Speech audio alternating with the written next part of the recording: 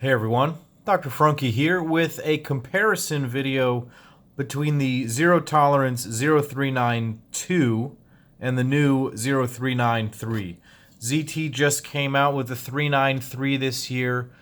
It is the full production model of the limited production model, the 392, both of which are based off the Rick Hinderer Eclipse model. So all three of these knives look more or less the same in terms of their overall profile, but this one and these two are from two different sort of batches. So the 392 was a series that ran for about 2 years. There were maybe 8 or 9 iterations of it. I have 2 of them here.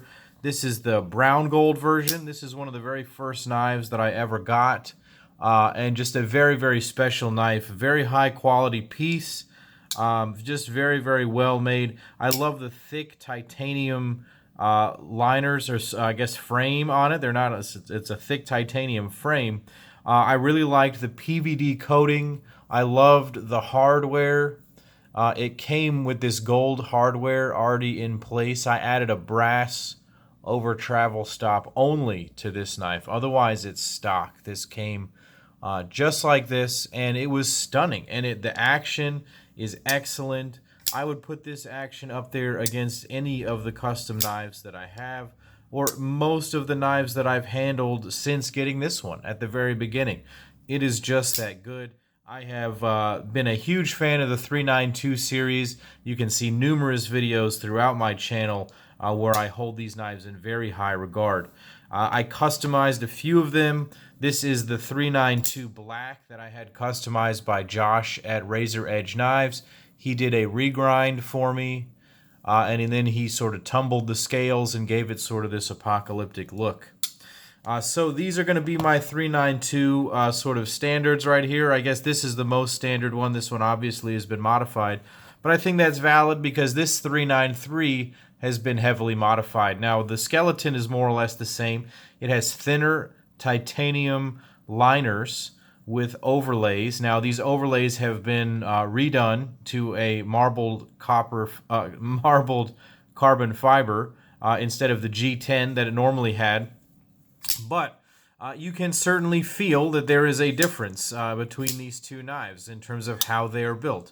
This full production model feels a bit production-y when you compare it to these knives. There is an immediate and noticeable difference. So let's go ahead and break these knives down anatomically and see what we're working with. So all of these knives are going to be the exact same size. They've got a 3.5-inch blade. They've got an almost 5-inch handle, and they're all about the same size. Now the blade on this one is going to be modified, but these are basically stock blades right here. The 393 comes with this Spanto tip.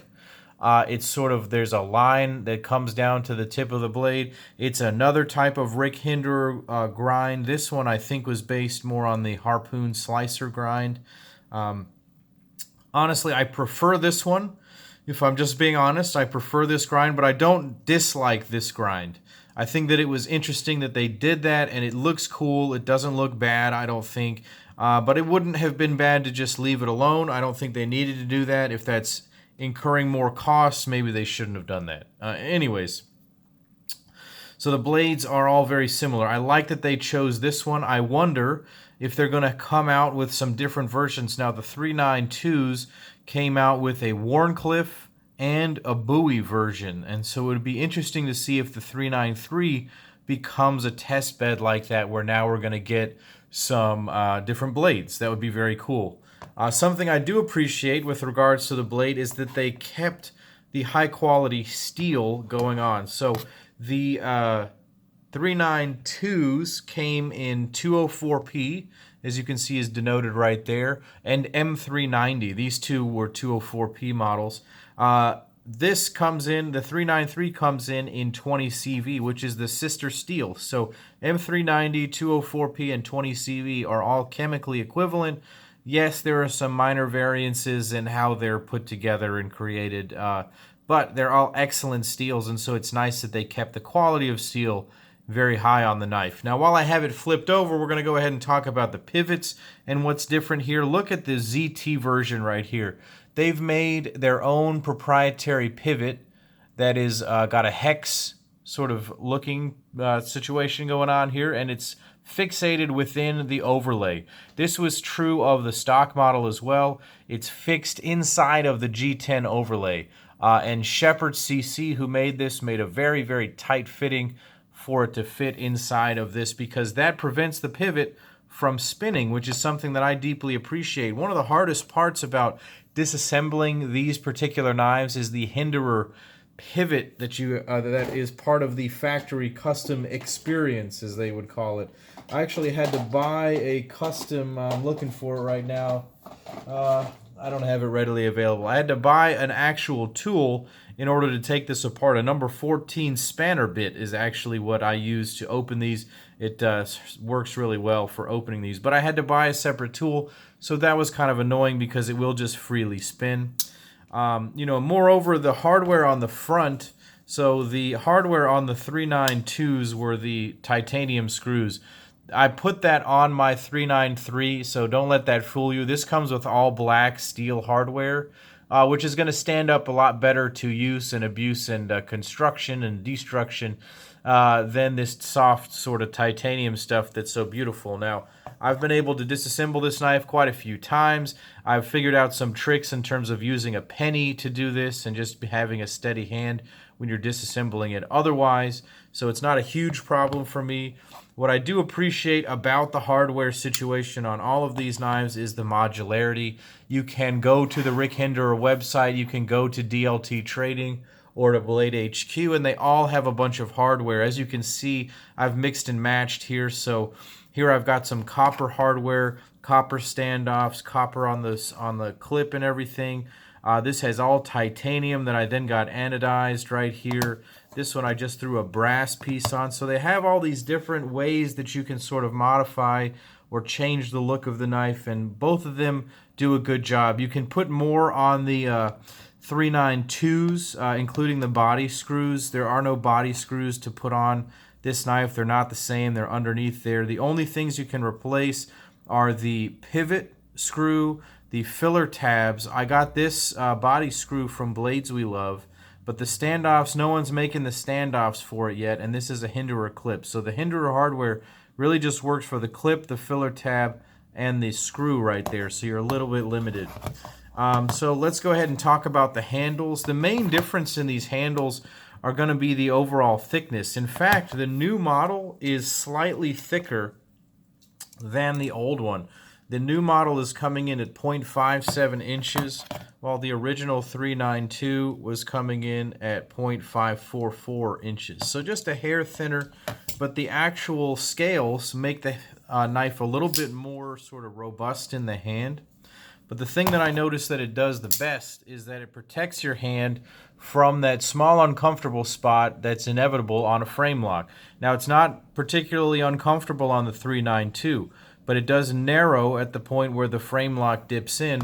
This prevents that from happening, keeps a full handle in your hand, and it just feels more comfortable. And honestly, I really like that. I like also that this has a very smooth surface where the clip slides on and off. The clip on this knife works beautifully on a smooth scale like this. On the 392, it kind of goes over some rough terrain where there's the lock bar cutout, there's that over travel disc, and so there's just kind of a lot of stuff to get caught on when you're going in and out of the pocket with this. This is a lot smoother in and out of the pocket. Let's talk about the action a little bit here. So the action is actually remarkably similar on both of these knives. I would say that the only thing that is really different is the acoustics of the knives. And this is something that I've had to discuss with my buddy Tyler over at Tavarish Works. He says that this is a really important aspect in his characterization of a knife, and it's true. Here, you can hear a difference. So the original knives were made with these thick slabs of solid titanium, and they sounded like bank vaults. Very, very strong lockup right there. The new one sounds good, but it's a little bit lighter.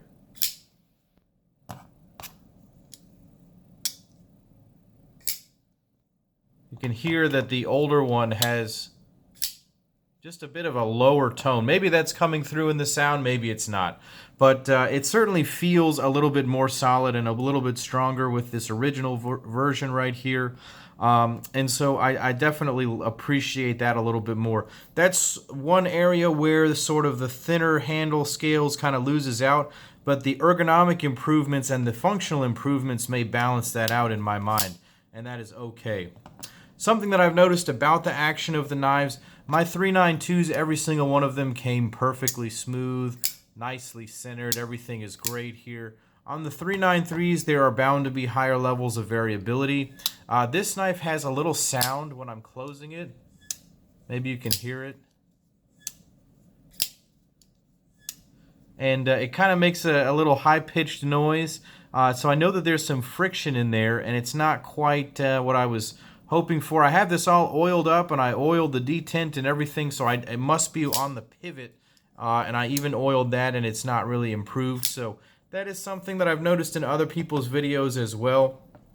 So is the 393 as good as the 392? Honestly, no, it isn't. Because even though I've thrown some money at this knife, I've spent, close to double the price of the knife now, to do this to it. It's about in the same category as these knives, and you're getting more knife in getting a 392. So if you want a cheaper version of the 392, get the 393 because it's good. It's 95% of this knife. It really is. But if you really want the top of the line, if you're going to go ahead and modify the knife this heavily, you can maybe get one of these maybe you can find one of these. These are harder to find, but recognize that to make it like this, you're basically paying for that, and this is still the better knife. So I hope this was valuable to you. I wanted to make a comparison video of these knives.